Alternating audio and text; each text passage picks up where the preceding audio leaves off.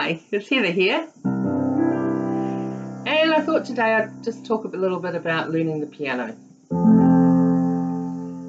Never to be overrated, never to be underrated.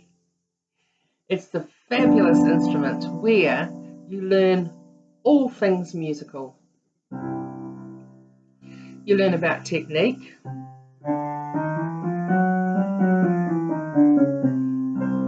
moving those fingers up and down, having a really good ability to move confidently in them. So you can't play with stick fingers, obviously, dun dun dun dun dun, because it doesn't work the same, but to create a beautiful hand position. And your body is also has to be in a really good position, an upright position, and your hands just coming out on a nice L shape from the side if you look from the side. So you learn to play, you learn to read both treble clef and bass clef. So treble clef are the high notes in simple terms. Bass clef are the low notes in layman's terms as well. All right, and they do meet in the middle and they do cross over.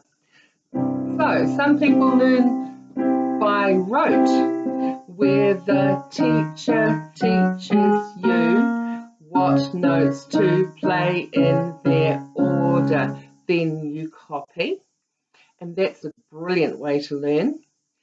And generally rote playing starts on the black notes, which is great because it helps little fingers find their way around the keyboard.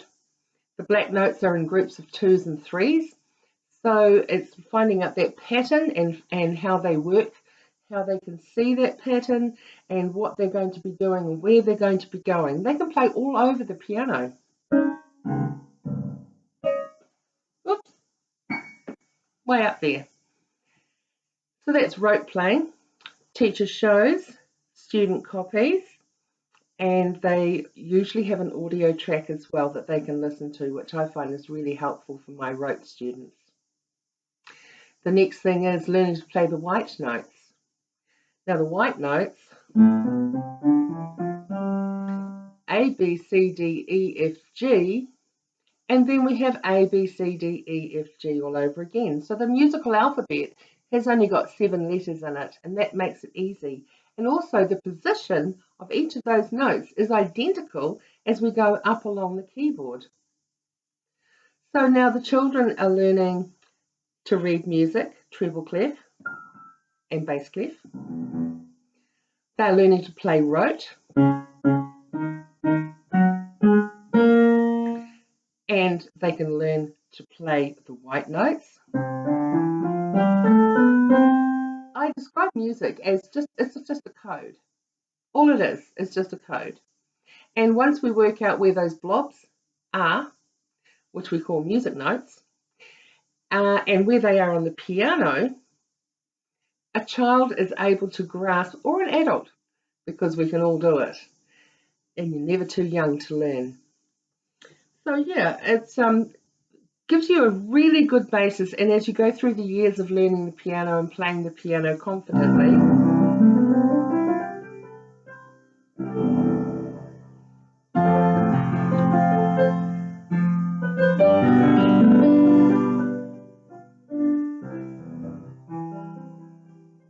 once I'd learnt the piano to a very, pretty good standard, I was able to pick up other instruments. The first one I picked up was the violin, and I already had a head start because I was able to read the notes carefully. So all I had to do was learn the position on the violin on the fretboard and be able to learn the technique of bowing and also the placement, the exact placement of those notes on the violin, and it was no hassle.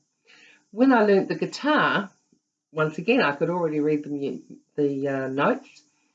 I had a very good understanding of the chord structures and how the chords on a guitar work together because of the study that I'd done on piano and with the theory attached to it.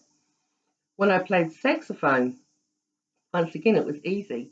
All I had to learn was the technique of the breathing and the tonguing and the tapping and the position of the notes, which was really easy because it was a little bit like recorder that I'd learnt years and years ago. And I just had to learn sort of the different techniques that you had to learn to play the saxophone. Same with the clarinet. And so it goes on. So can I encourage you today, if you haven't learnt the piano, give it a try. You're never too old. And I don't believe you're too young either. So have a fantastic day. And I will see you another time.